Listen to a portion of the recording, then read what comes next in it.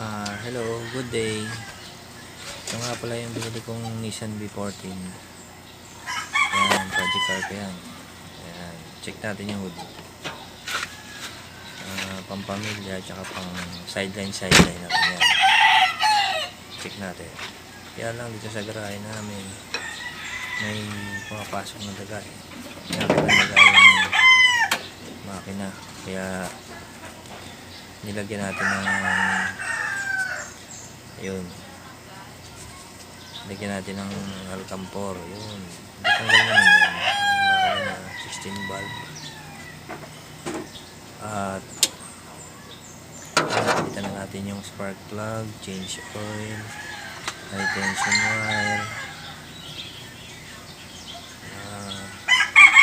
Yan, tsaka pinalitan natin dyan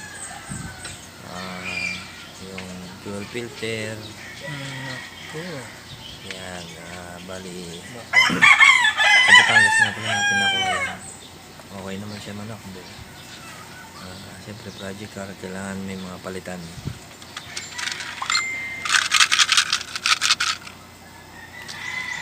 Yan, okay naman yung makina niya.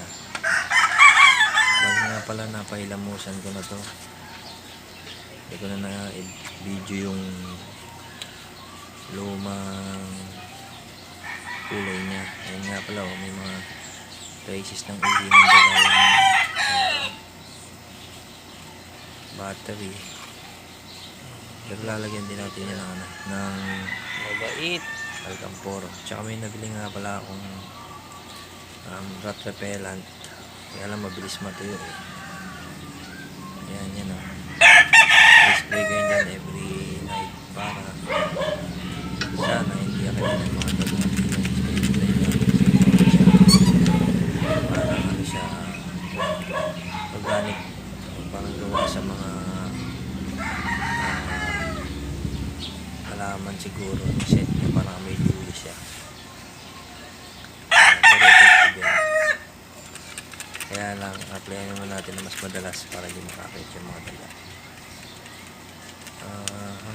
Tsaka nga pala nagpalit na ako dito ng shock. Ayan o, dalawa pang likod, shock absorber. Yun, ayan o, kaya luma na, siguro hindi ko napapalitan yan. Ayan, ganyan naman to. Wala na siya, kaya dapat palitan na talaga. Ayan. Tapos ang binili natin yung bagong shock is yung Nitrotech. Budget meal lang, pero sana maganda, sana tumagal. Pero nasa nagamit din naman siguro yan.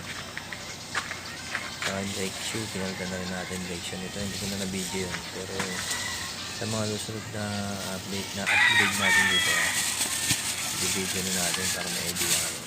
Mga nagpabalak mag-project ng Nissan B14. Ayan.